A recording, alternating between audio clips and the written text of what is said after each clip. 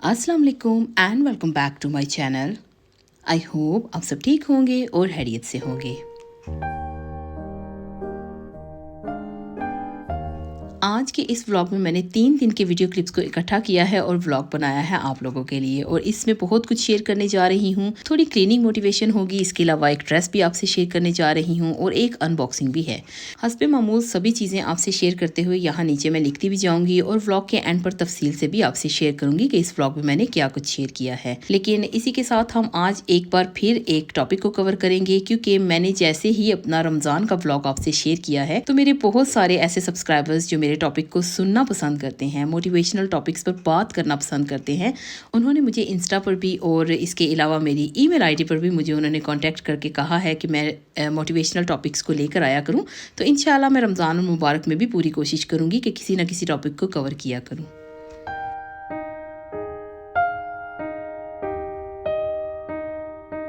वक्त को ज़ाया ना करते हुए बढ़ते हैं आज के व्लॉग की तरफ। आज मैं जिस टॉपिक को कवर करने जा रही हूँ, इन बातों का हमारी ज़िंदगी में होना बहुत ज़रूरी है, क्योंकि बहुत पॉजिटिव बातें हैं। अगर हम अपनी ज़िंदगी को पॉजिटिव तरीके से गुजारेंगे तो हमारी ज़िंदगी एकदम से बहुत अच्छे बदलाव में आने लगेगी। तो आज हम बात करेंगे how to start happy life. Number 1, positive self talk.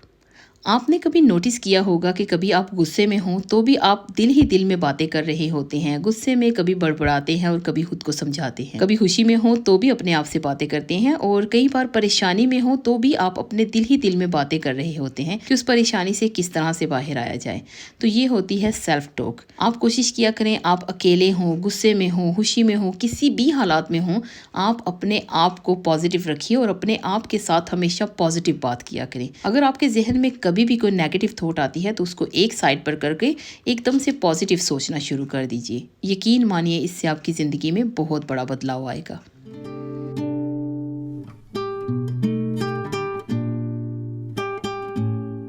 Number 2, spend time with you.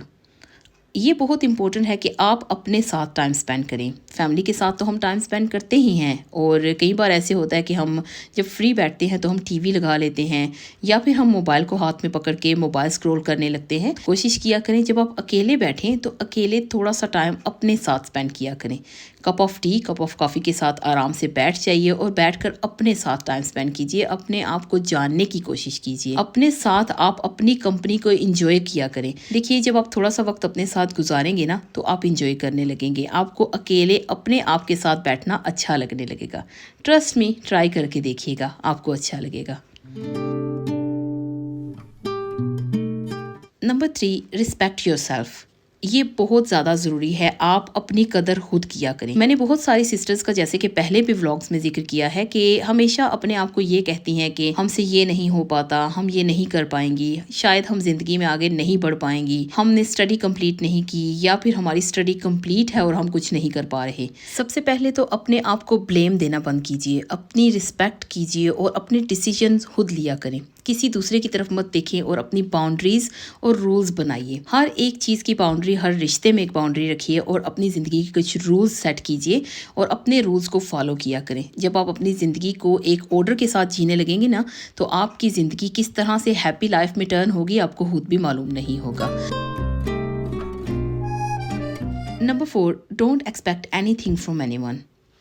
किसी से कोई भी उम्मीद मत रखिए। ऐसा मैंने पहले भी व्लॉग में जिक्र किया था कि कभी भी किसी के सहारे पर मत रहें, किसी से उम्मीदें मत लगाएं, अपने काम खुद किया करें। इतनी इंडिपेंडेंट आप हो जाएं कि आपको किसी भी चीज़ की ज़रूरत पड़े तो आपको किसी की तरफ देखना ना पड़े, कहीं जाना पड़े आप खुद से जा सकें। आपको कुछ लेना है आप खुद से लें, और अपनी ज़िंदगी के अहम फैसले करने के टाइम भी आप खुद से अपने फैसले करें, किसी पर डिपेंड मत करें। Number 5, treat yourself. आप अपने लिए ट्रीट टाइम ज़रूर निकाला करें, चाहे वंस इन अ मंथ निकालें, लेकिन अपने लिए थोड़ा सा टाइम सेट रखिए और अपने लिए ट्रीट टाइम निकाला करें जिसमें आप अपना कोई फेवरेट काम किया करें। फॉर एग्जांपल, अगर आपको शॉपिंग करना अच्छा लगता है तो आप शॉपिंग के लिए जाइए। अगर आपको कुछ अच्छा खाने को दिल चाहता है तो आप खाना अपने लिए खुद जाइए, जाकर खाइए या अपने लिए बनाइए। अगर आपको आपकी फैमिली के साथ टाइम स्पेंड करना अच्छा लगता है तो अपनी फैमिली के साथ भी आप टाइम स्पेंड कर सकते हैं, क्योंकि वो आपका ट्रीट डे है, आप उसमें कुछ भी कर सकते हैं। अगर आपको अच्छा लगता है घर से बाहर जाकर थोड़ा सा टाइम स्पेंड करना, तो आप ज़रूर जाया करें।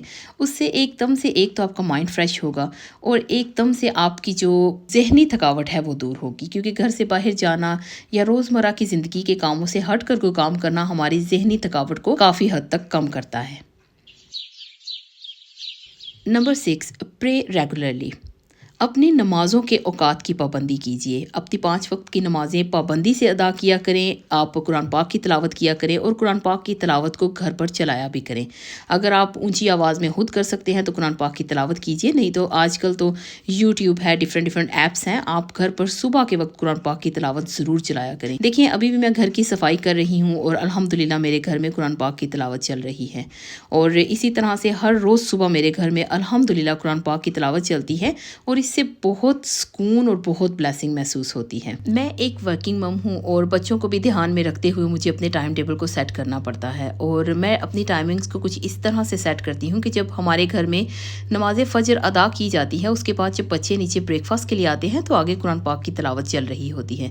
हमारे घर में सुबह के वक्त कोई भी ऐसे टीवी ऑन नहीं करता है और ना ही कार्टून्स या कुछ ड्रामाज या न्यूज़ चलती हैं। मेरे हस्बैंड भी और मैं भी, हम बहुत पाबंदी से कुरान पाक की तिलावत को सुबह के वक्त ऑन करते हैं, और ये आदत जो है आहिस्ता आहिस्ता करके बच्चों में भी आ गई है। कभी अगर इस तरह से हो कि मैं थोड़ी लेट हो गई हूँ उठने में, या जिस वक्त मेरे प्रे डेज नहीं होते हैं, तो मैं थोड़ी सी आराम से उठकर नीचे आती हूँ, तो मेरी बड़ी बेटी है, छोटी बेटी में से अगर कोई उठ जाए तो वो माशाल्लाह नीचे आकर कुरान पाक की तिलावत खुद ही ऑन कर लेती हैं। उनको मालूम होता है कि नमाज फ़जर के बाद हर रोज़ हमारे घर में कुरान पाक की तिलावत चलती है, तो वो फिर खुद ब खुद आकर ऑन कर लेती हैं। तो कहने का मकसद ये है कि कोशिश कीजिए आप खुद भी और अपने बच्चों में भी ये आदत डालिए, और अल्लाह पाक की कलाम को घर में लगाने से कितनी बरकत होती है और इससे कितनी ब्लेसिंग्स होती हैं, इसका अंदाज़ा मुझे बहुत अच्छे से है। मेरा ईमान है कि घर में जब कुरान पाक की तिलावत होती है तो हर तरफ से हमारे घर में बरकतें आ रही होती हैं और बहुत एक अच्छा सा माहौल होता है। तो आप लोग भी घर पे कुरान पाक की तिलावत और नमाज़ों की पाबंदी ज़रूर किया करें। Number 7, self care. अपना ध्यान रखना बहुत ज़रूरी है। अपना ध्यान हमेशा ज़रूर रखा करें। अपनी हेल्थ का ध्यान रखिए। अगर आप मेडिसिन्स लेती हैं तो मेडिसिन्स टाइम से लिया करें। अपनी ब्यूटी का भी ध्यान रखा करें, क्योंकि घर में औरत कई बार काम में इतनी ज़्यादा बिजी हो जाती हैं कि अपने आप को बिल्कुल भी ध्यान नहीं दे पाती हैं। तो अपने लिए टाइम निकाला करें और अपने खाने पीने का ध्यान रखा करें, अपनी एक्सरसाइज का ध्यान रखें और मेडिसिन्स का स्पेशली अपना ध्यान रखा करें, क्योंकि बहुत सारी ऐसी माएँ हैं, बच्चों का तो वो ध्यान रखती हैं, लेकिन जब अपनी बारी आती है तो अपने आप को हमेशा इग्नोर करती हैं। देखिए, जब आप अपना ध्यान रखेंगी, आप सेहतमंद होंगी तो आपका घराना भी सेहतमंद होगा। ऑब्वियसली आपने घर का सारा काम देखना है, आपने अपने बच्चों को देखना है, आपने अपनी फैमिली को देखना है, तो इसलिए सेल्फ केयर बहुत ज़रूरी है।